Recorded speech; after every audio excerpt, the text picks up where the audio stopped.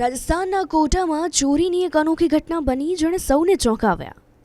બોરખેડા police station વિસ્તારમાં એક ચોર ચોરી કરવાના ઈરાદે ઘરમાં ઘૂસ્યો, પરંતુ તેના નસીબ જાણે કે ખરાબ કે ચોરી કરવા આવેલો ચોર જ ખુદ ફસાઈ ગયો। રસોડામાં લગાવવામાં આવતા એક્ઝોસ્ટ ફેનના હોલમાંથી પ્રવેશવાનો તેણે પ્રયાસ કર્યો અને ત્યાં જ અટકી ગયો।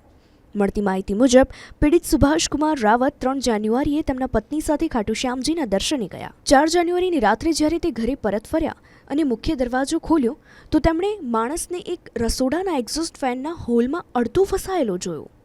આ દ્રશ્ય જોઈને મકાન માલિક ચોંકી ઉઠ્યા અને બૂમો પાડવા લાગ્યા। અવાજ સાંભળીને પાડોશીઓ ઘટના સ્થળે દોડી આવ્યા। ચોરનો એક સાથી ભાગવામાં સફળ રહ્યો જ્યારે આ ફસાઈ ગયો હતો।